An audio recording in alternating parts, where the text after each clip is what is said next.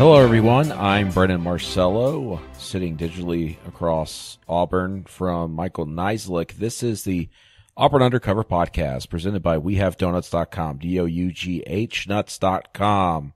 Gourmet donuts here in the state of Alabama, based in Birmingham. Check them out at WeHaveDonuts.com for delivery options in the Birmingham area. Also, they can deliver to Prevail Union coffee shops in Montgomery and Auburn. Again, go to WeHaveDonuts.com for much more information on these beautiful and delicious donuts here in the state of Alabama. Michael, very busy Wednesday, Tuesday, Monday. I guess a busy week here as football wraps up. Auburn, of course, lost the Peach Bowl. That's old news, but Auburn's got 4 players entering the NFL draft as of today, as we record this late Wednesday night. And Auburn has hired their 10th assistant coach. First, let's jump into these 4 players that are leaving. Big hits for Auburn, 3 especially. These 4 players have declared for the NFL. Running backs, Kerryon Johnson and Cameron Petway. So Auburn's 2 top rushers from the last 2 years are gone. Cornerback Carlton Davis, who's an All-American on a couple of teams. And pass rusher Jeff Holland, who had 10 sacks this season in replacing Carl Lawson and was really, I thought, the best player, obviously on the defense and maybe on the entire team, depending on the day. Mike, these are some huge losses. I think Kerryon's the heart and soul of the offense. And Jeff Holland might be at least maybe the heart of the defense, if not both heart and the soul. But those are some big losses for Auburn. Yeah, it feels like a mass exodus, doesn't it? Everybody's jumping off the ship. Just kind of not great. I guess we'll start with, are you surprised how quickly everything happened? That within less than 48 hours, they all decided they were done. I was with Kerryon. Yeah. But even then, as we discussed on our Facebook Live, which everybody should check out at facebook.com/Auburn. With the way that wrapped up at the end of the game, that you felt, you kind of thought that was, but I guess he said that he hadn't even thought about it, hadn't even opened the thing, and he just Snapchatted that he's in Pensacola, Florida, getting ready for training. So I think everybody kind of knew, and it kind of makes you think that maybe that performance on Monday now makes a little more sense in hindsight for some of the way the team played. Yeah, and I'll say this: it was an uninspired game. We all know that, except for maybe 3 drives. The defense started hot, then kind of just crumbled a little bit. And you got to wonder if some of these guys were thinking about themselves. I mean, Carlton Davis was definitely thinking about himself. Carlton Davis definitely wasn't thinking about the game. He was not there. He was not there. Right. Well, he apparently traveled and participated in one practice and went home. But there's no way. I mean, I would not say that that's necessarily true. Yeah, some questions surrounding that. I will say this about Kerryon Johnson. At least he gave it a go. Though I would say this. He couldn't really do much because the offensive line didn't do anything for him. Right. And we discussed this earlier. Kerryon Johnson's kind of developed more into this patient runner, and he likes to see things develop before he hits a hole. He didn't have a lot of time to watch things develop, and that hindered him. I don't think that necessarily put him thinking about the NFL or anything on his performance, but definitely Carlton Davis not being there. And Jeff Holland, I thought he played well at times on some snaps, but as we mentioned during the game and wrote about, UCF did a good job of, Auburn barely blitzed, and when the rush was coming from the edge, it kind of just was like a wall of water that was trying to envelop them, and they managed to push them to the outside. Mackenzie Milton, UCF's quarterback, attacked the middle of the field or turned up and stepped into the pocket or, avoided the pressure one way or the other, so it kind of negated what Jeff Holland was trying to do. But you kind of thought, I thought for a while there that Kerryon Johnson was 50-50 Yeah. And then, as we said, immediately after that game, you saw him kind of hugging some teammates almost as if it was goodbye. And the way he was talking and smiling a lot after that game, yeah, I knew right then it was over. Yeah. For him. Yeah, just like I said, I guess defensively, I'm not surprised with the way it ended up with Dontavius staying and the other two leaving. Right. Just kind of got that feeling, especially from Jeff, with kind of the way the players were talking. And just there was nothing left for him to prove. I mean, he got this 10th sack. Rodney Gardner, I talked to after the game, and I posted this, on Monday, or I think it was Monday night, just that Rodney kind of said that it'd be good for Jeff to come back. He thought he could be a more complete player, wanted one more year with them. And the idea that the defensive line would have been pretty special if he came back to come with Dontavius, but that doesn't come to pass. I think they'll still be good, but I think Rodney recognized the idea that, look, that talent level they would have had if he came back would have been something else in the SEC. It would have been phenomenal. Yeah, because you got TD and you got all these other young guys kind of getting another year, and then you got Marlon Davidson and Derek Brown. You got your whole starting group coming back, and basically all four NFL players, future NFL players. But yeah, now you take a step back. I don't think they'll lose too much on the line, but you just kind of a question mark of who can replace that production. Yeah, and it'd be the next man to kind of step up there would have to be TD Moultrie. He's done well. He actually kind of showed out a little bit against UCF when he was on the field, affected some plays. So it'll be interesting to see how he performs in the spring and into the off season. I think the biggest loss here, when all is said and done, is Kerryon Johnson. Oh, absolutely. But I mean, there's other dominoes, man. Because now you look at it, and the guy that's off hunting, what does he have to say about it? Yeah, Jarrett Stidham. What's he thinking? Do you think he's got his cell phone with him in the tree stand? Oh yeah, 100%. But I mean, think about this. Do you think this impacts his decision? It might affect it, yeah. But I'll tell you. I mean, I would be shocked if he declares. And I think if he declares, it'd be a mistake on his part. But I'm not him, obviously. But I mean, but he saw this offense without Kerryon. Sure, he did. Yeah. And does he want to take the blame if the ship's everything goes haywire and there's no offensive line coming back, and Herb Hand's there trying to coach them up when they're terrible, and then you got no Kerryon to bail you out? I think it could make a difference. Yeah, I don't know if he's sitting there thinking it's going to be all bad. I mean, he even said after the game, he gets all his receivers back. He feels good about that offensive line, the younger guys that are coming in. And I think he's got a good enough relationship with Cam Martin that he has some confidence in them.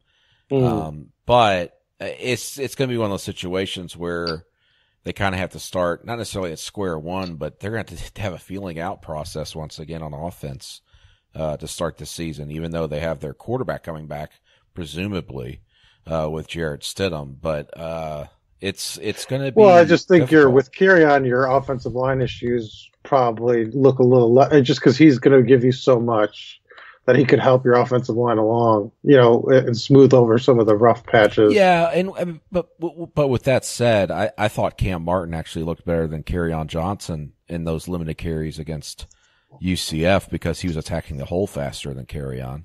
A little bit, but we don't know if Kerryon was 100%. We don't know. I think he was based off what I was told. I know Gus Malzahn said at the game he was as close to 100% as he could get. I was told that if this was like him playing Georgia the first time, that's how healthy he was. So he was good to go. He was fine. And I know a lot of people are going, man, he just looks slow out there. I think most of that was because the offensive line was getting their asses kicked.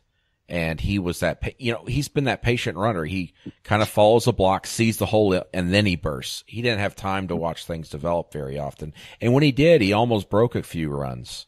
But the offensive line, I mean, the reason why Auburn lost, other than the pick six and a fumble, but Auburn's defense got, turnovers themselves. The reason why they lost was the offensive line. Um, that was baffling to me. That many seniors, seeing Braden Smith, getting knocked back, something you never see. It was, I don't know what the heck was going on up front there. And I know fans are very upset. But, looking at players that can replace these guys going to the NFL with Kerryon Johnson, they've got options that they're just not experienced. And, it seems like I was saying this the year they lost Javon Robinson in 2016. They had to go to Cameron Petway, who was a fullback, really. Mm-hmm. And then they were fine. He rushed for 1,200 yards and led the SEC. Now they look at Cam Martin, Devin Barrett, Malik Miller, and Asa Martin, and Jartavius Whitlow, though I don't think he's really going to be in the mix. But Cam Martin's your most experienced guy. I think he's the guy who'll get the first crack. And then behind him, it could be anybody. It could even be Asa Martin, to be quite honest. Yeah, and they're going to have to figure it out pretty quick. But the thing is, they're going to have to get confidence in a guy because they didn't show a lot of confidence in anybody behind Kerryon. Right. Year. And I think the coaches knew that was Kerryon's last game, and they wanted to give the ball more to Cam Martin. Tim Horton said that in that game. I think they were trying to show some confidence in him, let him feel good and get a rhythm, but that didn't happen because they were so far behind. They went with their top player. But, beyond Cam Martin, listen, you talk about them having to figure things out quickly. That's just not Gus Malzahn's MO. Every year when they don't have a starter returning at running back, it takes like 3-4 weeks. And they open the season against Washington. That's going to be difficult. But, man, not a good week for the football team. No, I'll tell you that. I mean, losing all these players, watching your rivals, Alabama and Georgia, who you both beat soundly, go to the national championship game. And they're preparing for the national title game as you're losing your top players. Players. And UCF, which just defeated you, is claiming a national championship. Throwing a national championship. Yeah, that's fans. I think this is going to be an anxious sort of couple of weeks here, months. Well, listen, I mean, fans are fans, obviously, and they can be fickle. And you want to know how fickle things and how quickly things can change? We do these approval ratings for Gus Malzahn. Yeah.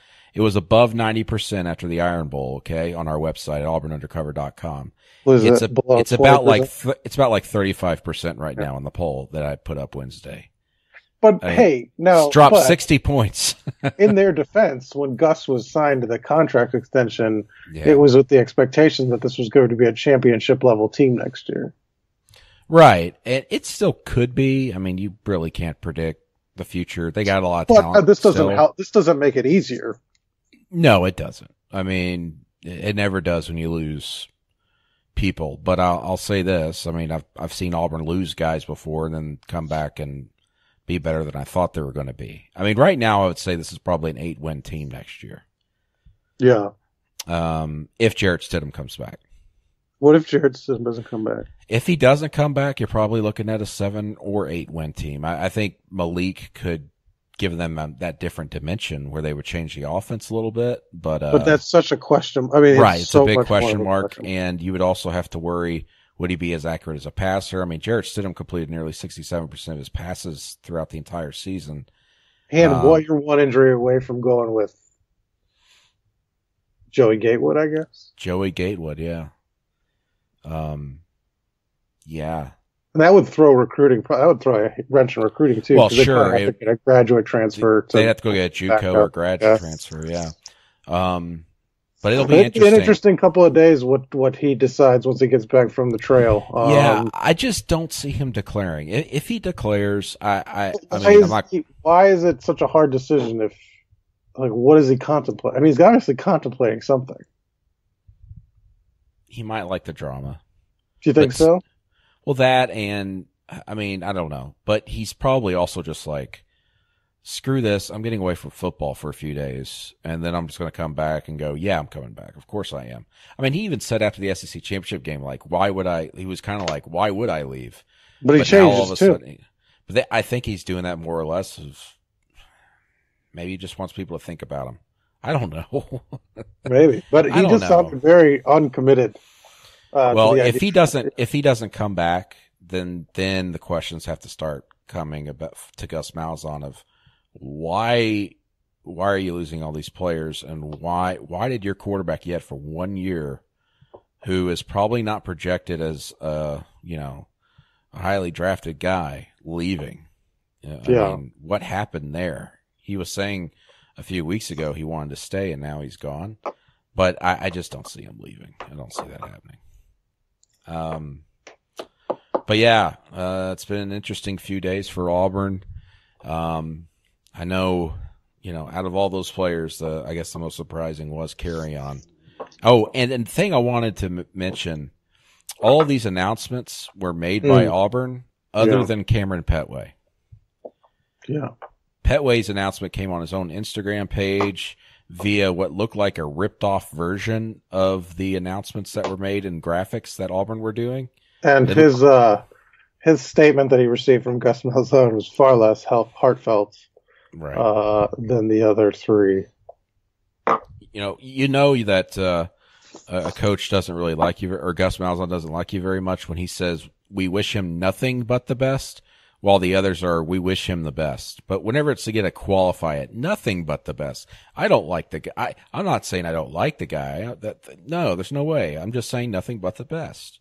Yeah. Well, just say we wish him the best. Of course you do. But anyway, I don't think things were amicable between Petway and the Auburn staff and everything. That was on a rocky road from the beginning of the year. Sadly, which is bad for him because, he had a chance to really improve his draft stock. Now he's probably going to be undrafted. I don't see who would pick him up, to be honest. Yeah, for sure. But somebody will take a flyer on him. But sure, yeah, someone will. Tough year from year to year. Tough break for him. Just how far his stock fell. You can't I think we talked about this. Retrospect, everything looks better, but you don't know that. I mean, he could have had a great season, and that was his expectation, but didn't work out like that, certainly. Yeah, sure. And at the time, you thought Carry-On was a good backup, but you didn't think he would be a workhorse, and he ended up being the workhorse. Auburn always finds a way with their running backs. They just do under Gus Malzahn and Tim Horton. That's why it's going to be difficult next year, but don't count out Cam Martin and those other guys. They'll probably figure something out. They always do. I mean, there's a reason why Auburn's had 9 straight years with a 1,000-yard rusher. And for all three guys, I mean, they just saw they had such little to prove. I mean, they all had very good seasons, and Carry-On, especially production-wise, and Jeff Holland. I mean, where else do you go? I mean, 1,400 yards and the SEC Offensive Player of the Year. I mean, Heisman, but I mean, that's really. I mean, his resume was good enough to go in the NFL. Absolutely. Moving on, Auburn hired their 10th assistant. It was a name that we reported late Tuesday night, early Wednesday morning, as someone who was in the running. Memphis defensive backs coach Marcus Woodson has been at Memphis for the last couple of years. He's been in the coaching profession for 13 years. If you don't know anything about him, that's okay. We'll try to fill you in here. He isn't really widely known, but he played defensive back at Ole Miss from, I think, 99 to 2003, latter 2 years. Mississippi guy, Mississippi native, has some really good recruiting ties in that state, and was at Memphis the last 2 years, and helped the defense that helped turn the ball over quite a bit. They had 16 interceptions this season. I think that's big for Auburn because Auburn, they only had 6 interceptions this year, but also recruiting wise, I think he's going to be able to come in and help out with Greg Brown on the recruiting trail, which is a big, big thing right now. But Marcus Woodson, the guy that Auburn goes with as the 10th assistant, he had interviewed at Ole Miss and Mississippi State. Based off what I was told, looked like he might go to one of those schools, and Auburn got involved and made the decision to come to Auburn because of, they're just better programs. And I'm sure he got a better pay raise. He was only making Well, only, but he was making $163,000 a year. What? Just such little money. That's tough. How did he eat? I don't know. But he was the second lowest paid staff member on the Memphis staff. Probably Robin Noodle every night. Yeah, no. The one below was making $160,000. But I'm sure he was probably on unemployment too or something, right? Partial. I'm sure he's getting a raise to about $250,000 at Auburn, I would think. Yeah. I haven't heard any contract details, but we've got a story up at Auburn Undercover right now that you go check out when you listen to this. Our Keith Niebuhr spoke to C.D. Daniels, a prospect out of the Birmingham area, a defensive back who more or less like a 3-star guy, probably a backup option for Auburn at this point going into the second signing day. But he's been recruited by Woodson and kind of gives some insight on what type of guy he is.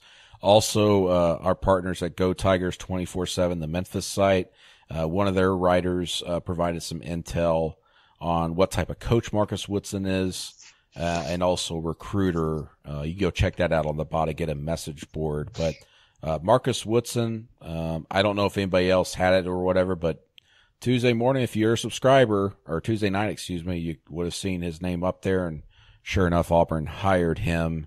I think it's a good hire, all things considered, at this point. It's kind of the typical 10th assistant you want, and also follows through what we've been hearing for the last year, since last January. Kevin Steele was really pushing for an extra defensive assistant, and he gets him, and it kind of evens the playing field between the offensive staff and the defensive staff. I think fans might be a little scratching their head, though. I mean, Memphis is, I'm looking up their stats, 122nd in pass defense, gave up one of the most touchdowns in the country. And they dropped dramatically from year to year from like 89th to 122nd.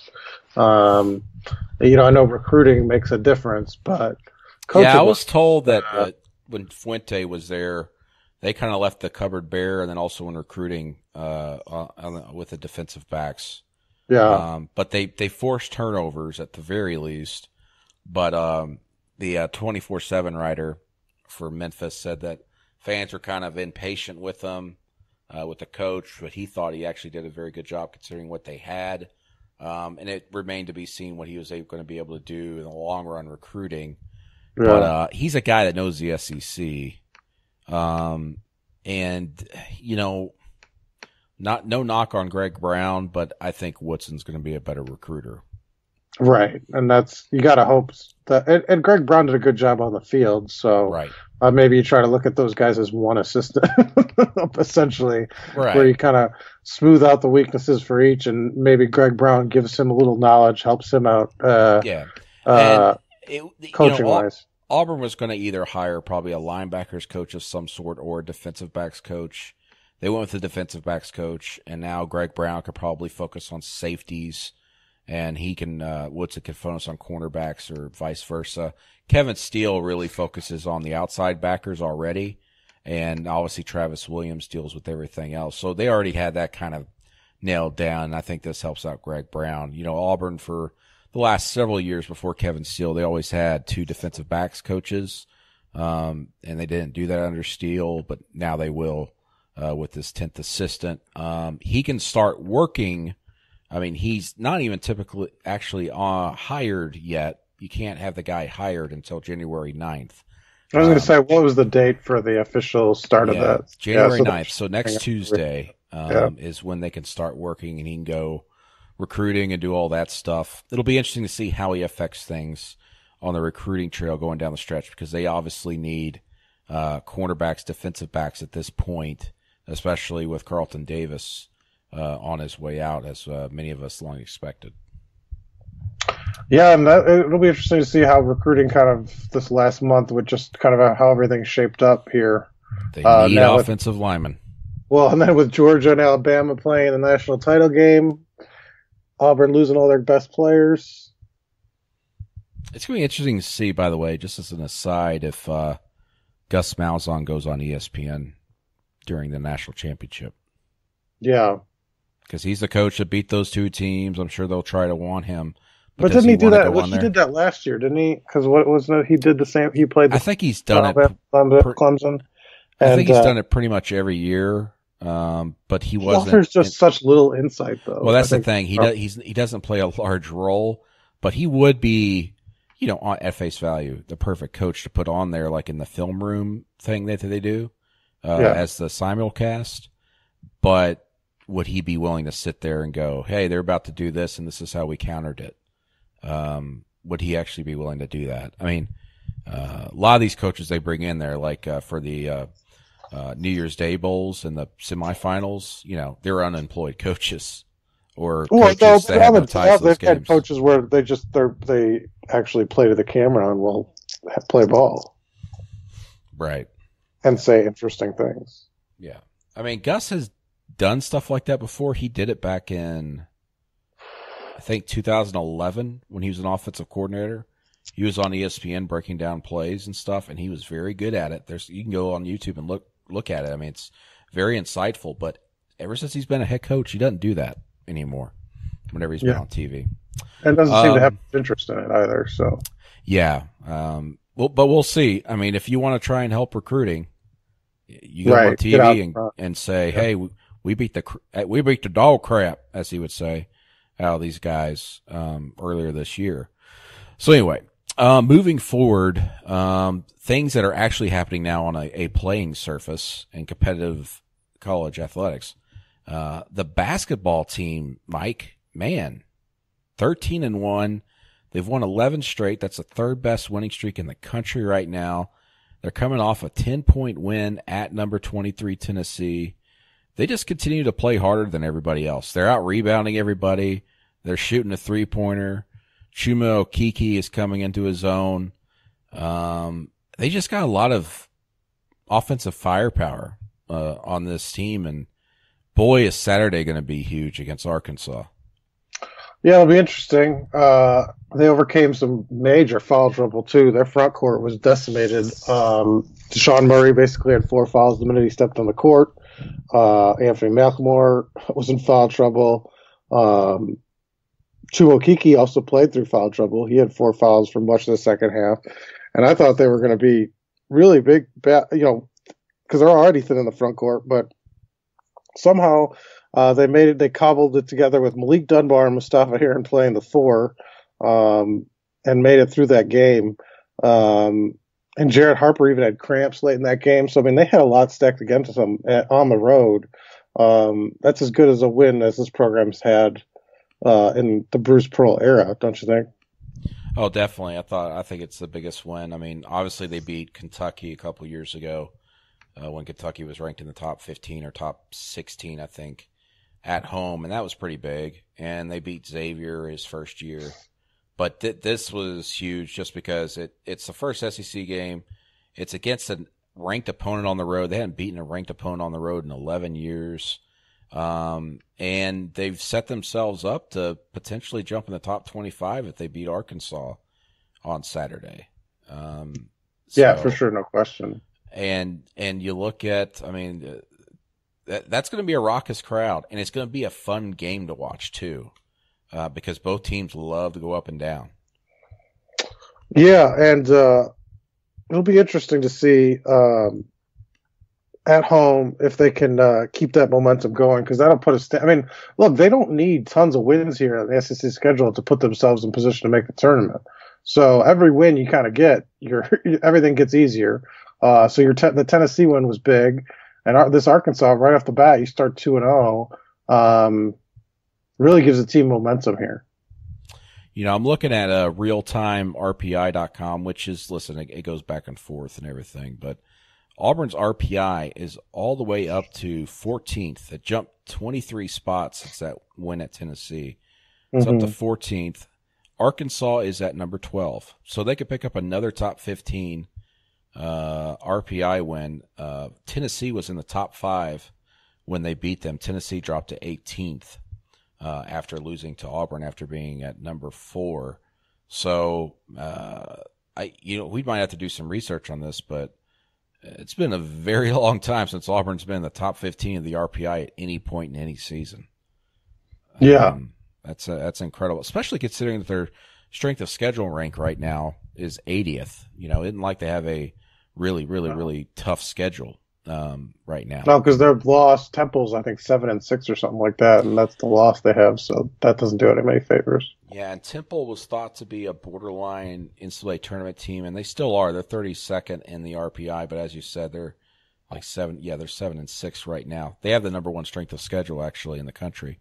That's crazy. Temple. And Auburn still has that good win against Middle Tennessee State. Middle Tennessee State's 8-4 right now, but that win against Tennessee's going to knock some folks off this year. And Arkansas, they're coming off a loss at Mississippi State. It'd be interesting to see how they rebound from that. But I think the difference for Auburn in this game is going to be rebounding, because that's not necessarily Arkansas' strong suit and never has been in their system. Arkansas is the type of team that fouls quite a bit when they're on the road, because that style leads to that, and then they don't shoot a lot of foul shots themselves. So you got to like Auburn going into this game. It's going to be a huge atmosphere. Fans are obviously going to be into it. They're going to have the home crowd advantage, and I think, I don't know if you've talked to any of the coaches or anything or any of the players yet, but I would think that they're pretty motivated. They seem very motivated and were working their ass off against Tennessee anyway, before the game with that 4-14 shirt that Bruce was wearing. But to be down 14 points to Tennessee and fight back the way they did, and then just absolutely take control of that game in the second half, was impressive to watch. Yeah, you mentioned the 4-14, and for fans that don't know, CBS Sports predicted that they would go 4-14 in the SEC, and I forgot what the final record makes that, but Bruce Pearl printed out a shirt and was wearing that, and he referenced that even after the previous game. What was that, against Cornell, which feels like last year? It was last year. Yeah. And so they're really pushing that hard, because I think that they need that a little motivation, especially just with they're shorthanded and they're going to hit a wall at some point. And so anything that you can kind of get to try to fight against that, I think, is important. Yeah, Auburn with realistically, they're gonna get tired here if they don't get any reinforcements coming. Just because of the bench right now, and obviously with Austin Wiley and D'Angelo Purifoy, that's still very much up in the air. Auburn with 2 winnable games on the schedule coming up: Arkansas and Ole Miss, both at home. Ole Miss is like 152nd in the RPI, not having a great season. Definitely winnable. So Auburn starts 3-0 in the SEC. As you said, that gives them some wiggle room. Yeah, it does. They'd really have to fall apart to not make the tournament. Yeah, if you want to look at real-time RPI, their projection for Auburn now is 23-8 and 11-7 in the SEC. Obviously, that's just based off of the RPI and the formula that they utilize and everything, but that would definitely put them in the NCAA tournament. Definitely, maybe as a top 7 seed, somewhere in there, maybe above the 8 line, something along those lines. I was going to look at KenPom real quick, but what do you think? Why is Auburn rebounding as well as they are? I couldn't tell you. It has to be effort, because they're not tall, right? Yeah. They don't have anybody over 6'8". Macklemore's starting; he's 6'7", and then they got a 6'3" power forward. So technique has a little bit to do with it. Obviously, they're playing fundamentally sound, but effort has a lot to do with it. Just because they want it more. That's what rebounding is, right? And I think the bigger thing is defensively, the way they're playing, and I think you've seen stretches of what we said offensively when they don't hit 3-pointers. It can be kind of ugly, but they've kept teams within striking distance by playing defense and rebounding. Because I think offensively they're way more up and down just because of what they have to rely on with no sort of consistent sort of offense without Wiley in there. But man, defensively they've made strides. And I think you got to look at too. Free throw shooting has also been a major. Free throw percentage is 12th in the nation right now. Yeah, And late in these couple of these games, they've been able to kind of ice teams by just hitting their free throws. And last year, you saw those big comebacks, and they couldn't do that. They were terrible. So everything all those weaknesses last year that you saw, they've kind of made really big strides. Yeah, I'm looking at some KenPom numbers. I love KenPom. Their adjusted efficiency on offense is ranked 19th in the nation. Defensively, it's 58th, which is very good, considering. And then the big number to me, offensive rebound percentage, 5th in the nation, at 38.2. The national average is 29.1. Very big. And then block percentage on defense, they rank 5th in the country as well, at 18.8.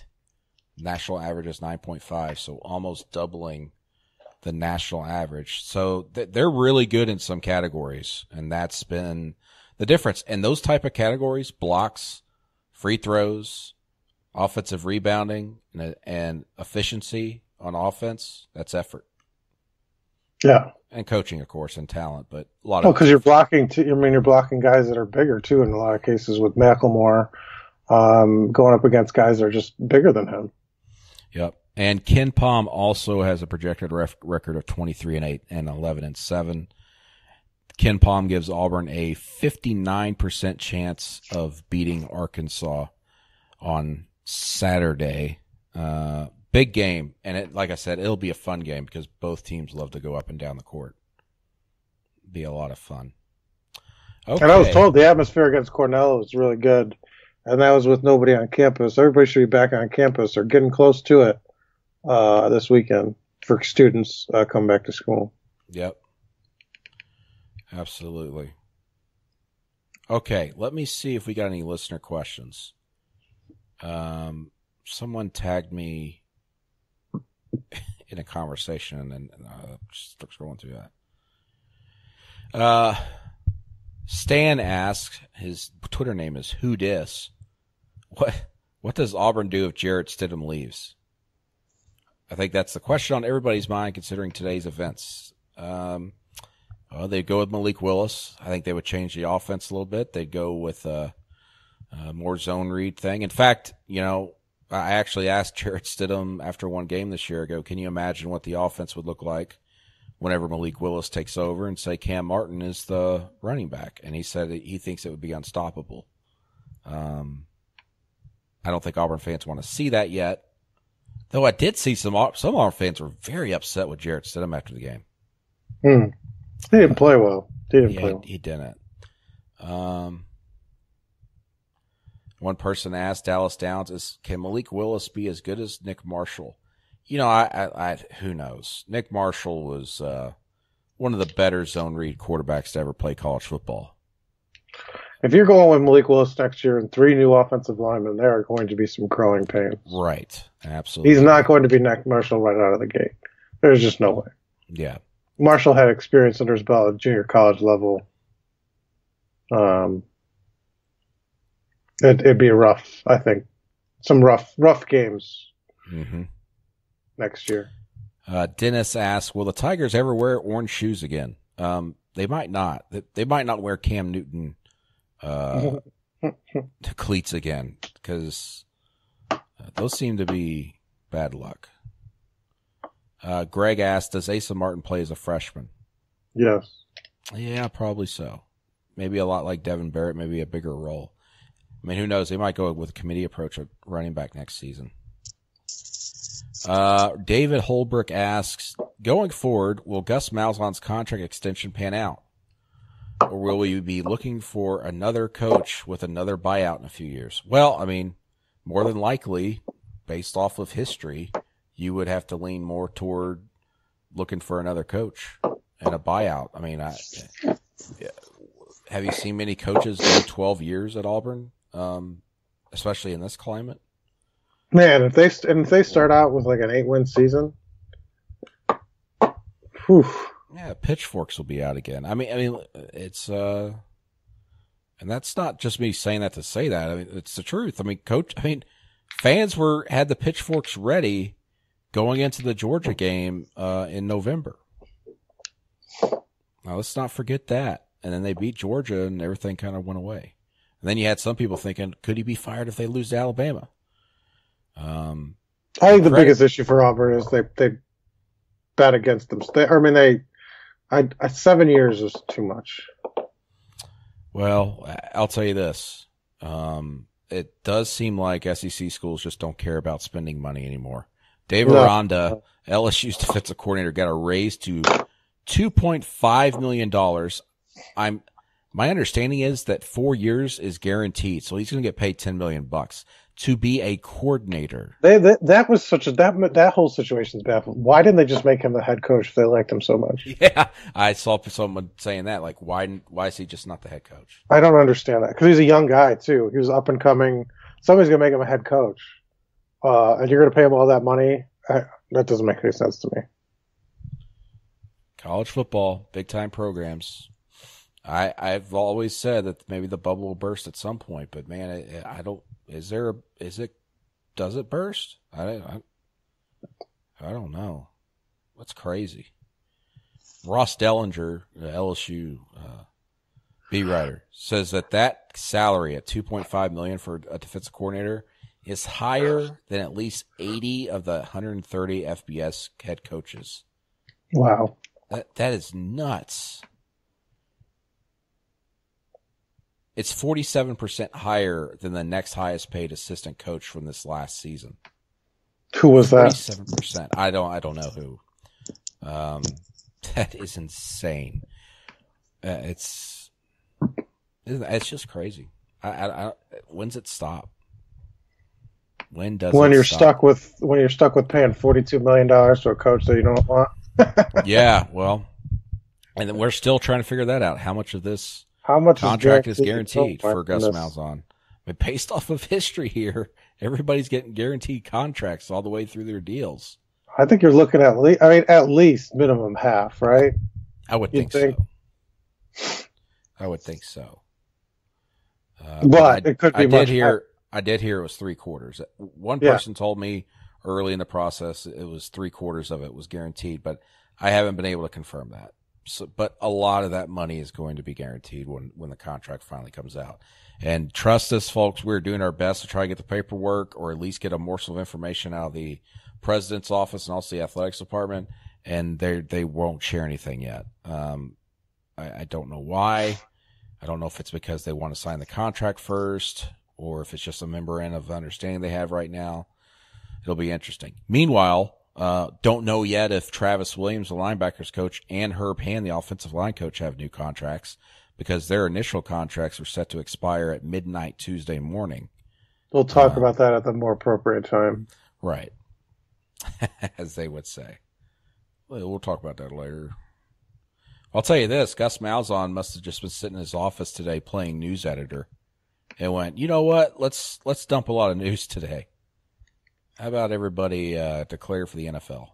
He had to give 4 quotes. He had to give 4 quotes. I'm telling you, this was I bet you he was sitting in his office today and just was like, okay, this is the day we do this, guys. He was telling players and goes, so I'll have people write something up for you.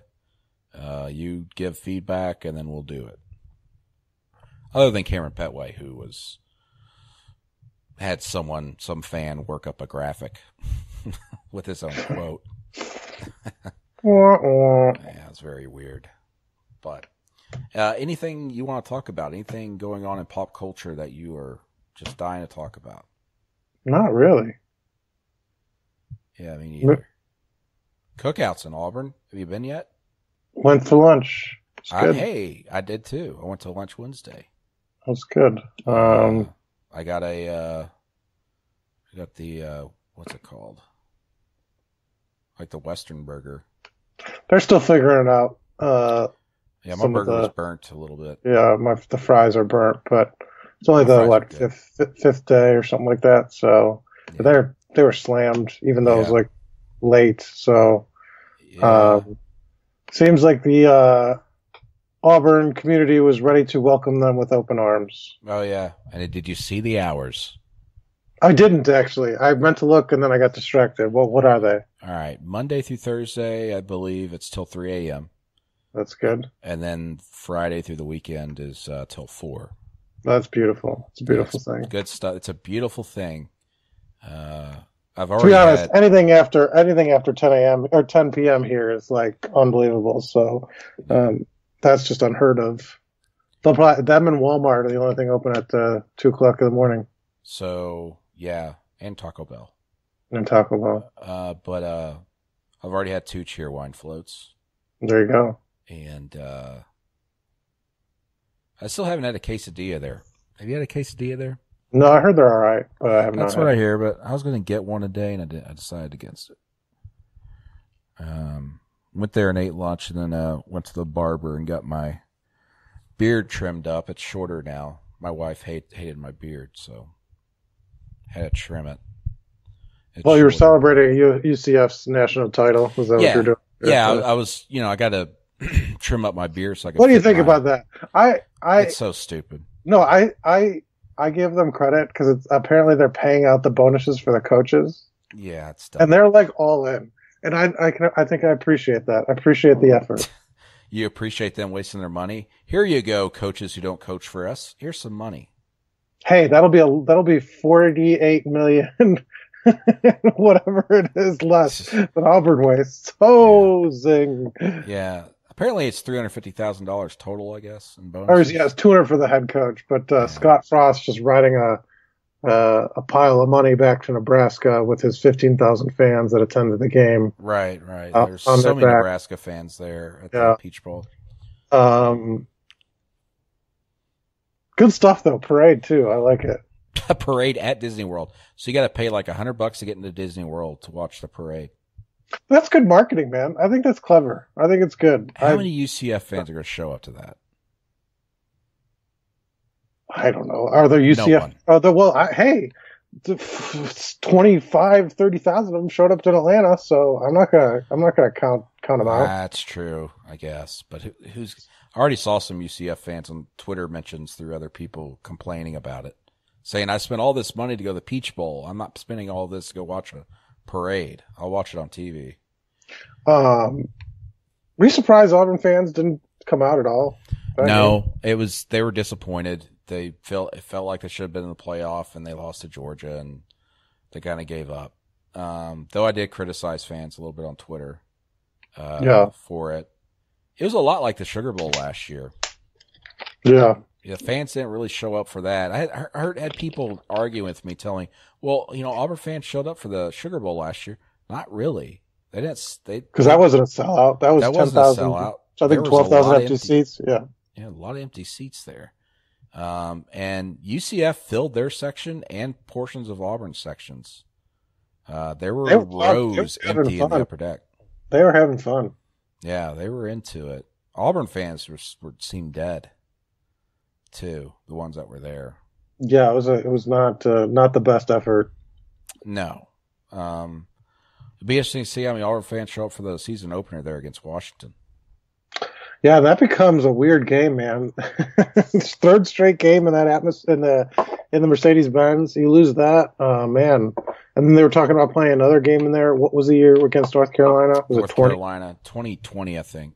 Yeah, so maybe you don't schedule that one there. Maybe. Well, Auburn's gonna be playing in domes, next 3 years. Yeah.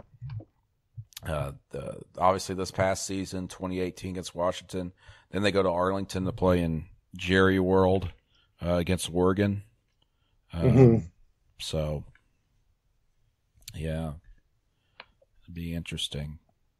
But that's all I know. By 2020, head coaches will be paid $45 million a year. We'll see what head coach Clay Helton does. Clay Helton. Well, he's losing his quarterback now, so that's what's true. He gonna look like? Maybe he won't be as attractive candidate. Head coach Travis Williams. Yeah.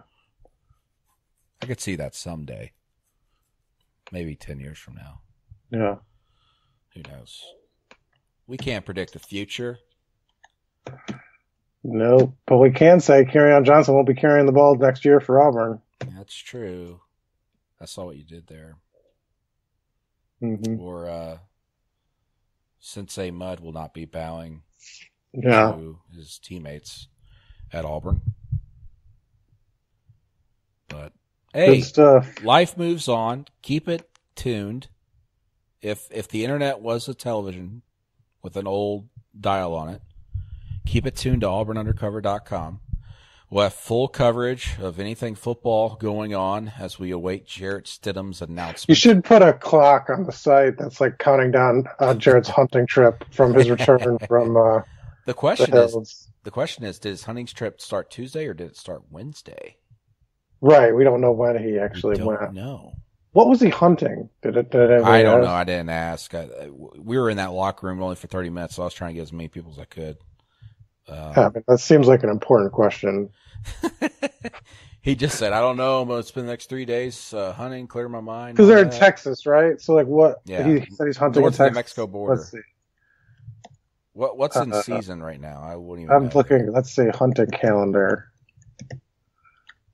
Because I have no concept of what they'd be hunting in Texas. This isn't like Surviving the Game, is it? It's the most dangerous game. But what's today's date? January 4th. He can, if he's in the central time zone, he can hunt doves. But that seems really late. He could hunt duck in certain areas. I wonder if he's hunting duck then. Geese. Rabbit season. Duck season. Not pheasant. Not antelope. Quail. He can hunt sandhill cranes. I have no idea what that even is. What the heck is that? Can hunt squirrels. If he's out there hunting squirrels, though, that's like the lamest thing I've ever heard. Yeah, why would you go to Texas for that? Turkey, Rio Grande turkeys, maybe? He says he's going to be right north of the border. Oh, he can hunt deer. Okay, so he's probably doing deer. He's probably doing deer. There you go. A white-tailed deer. Or woodcock. It's a woodcock. You know, I don't know what a woodcock I guess it's a bird of some sort. Oh, it's a bird with a giant beak. Woodcock, huh? Is he hiring? He's hunting some woodcock? I don't know why that makes me laugh. Oh, that's like 5 years old. Well, listen, he's a very accurate passer. Maybe he's an accurate shooter. And these woodcocks might be tough to hunt because their eyes are located on the sides of their heads, which gives them 360-degree vision. That does make it difficult. They've got their eyes everywhere. You could almost say they have the eyes in their back of their head. You could. Are they bright and colorful? No. Their unobtrusive plumage makes them difficult to see. Yeah, that'd be difficult.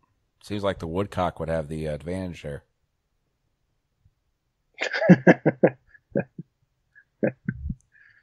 So he's hunting woodcock out in the. I've never heard of woodcock. I'm Google. If I Google this, will something bad happen to my computer? If you no. Okay, woodcock. Just don't suck woodcock. That is an ugly ass bird, dude. Yeah. Dude, what the heck? Why would anyone hunt that? I got a picture of one with a worm in its mouth. Well, because they're trying to kill worms. They're trying to protect small the worm. birds too. It looks like very tiny. Really small. I found a bigger woodcock here. Does he hunt? And you probably didn't ask if he's hunting with bow and arrow or is he hunting rifles? I did not ask that. These are the questions. Maybe he's just hunting with a football. He's just throwing. Maybe a VIP post of the details of Jarrett Stidham's hunt. If you get somebody right. I don't think he's Instagrammed or Snapchatted anything from the tree stand. What happens on the hunt stays on the hunt. When you're hunting woodcock, you don't tell people what happens. That's private. Yeah, that's true. It stays in the woods, or what happens in the woods stays in the woods. Right. Aren't they a prairie? Wouldn't it be in Texas? Is it woods? Are they in the woods? They're in the Deadlands, aren't they? I think they're like in the desert, right? The desert? There's no desert in Texas. In the desert? What are you talking about? The Deadlands. I think they're in the Deadlands. Sand? They're on the surface of Mars. Can they hit a wall at some point? So they know they've gone too far south? Or has that not been built? I don't know. I don't pay attention. I don't know. It's going to be the biggest wall you've ever seen. Those woodcocks can't get over. They're stuck. They were like, man, we really want Mexico. And then can woodcocks fly? I don't know. I don't know what their flight pattern is. They're waders? I see one in the air. There we go. Wow. The more you know. Yeah. People ask on Google, is a snipe a woodcock? I don't even know. How do you cook a woodcock? Can you eat a woodcock? You can't eat a woodcock, from what they were saying. Okay. Well, that's good to know. I wonder what they taste like. Oh, this is getting silly, but I mean, woodcocks are a funny bird. It's an ugly bird, man. Yeah. Okay. Well, I'm looking on the Instagram. I don't see anything from Jarrett Stidham. So no breaking news during the podcast. Too bad. No. But Kerryon Johnson's already in Pensacola, saying it's his home for the next few months. Dude's ready for the NFL. Made a quick decision, already set things up, already in Pensacola. Yeah, considering he hadn't thought about it as of Monday at 7 o'clock. Quick turnaround there. It's his life, I guess. Doesn't matter. Almost as if he knew. Come on now. Come on. Man, a lot of people just post pictures of food on Instagram. It's pretty silly. John Franklin III is in Fit Factory in the lab, he says. Yeah, he's got a real good chance of making the NFL. Are you being sarcastic? Yes, I am. One Auburn player saying, say less, do more. That kind of faded this year, didn't it? Yeah. That was a big thing that all the players were saying for a while. Which is funny because you're saying less, but then you're saying that over and over again. You know what I'm talking about? I got what you're saying. Okay. Well, I should say less. I want to know who designed this graphic for Cameron Petway. Mm-hmm. Because it wasn't Auburn. And they tried to make it look like it was made by Auburn, and it wasn't made by Auburn. Okay, anyway, who cares? All right, well, thanks for joining us in the Auburn Undercover podcast presented by WeHaveDonuts.com. Go to AuburnUndercover.com for complete coverage of everything we just discussed and so much more. We'll see you guys down the road.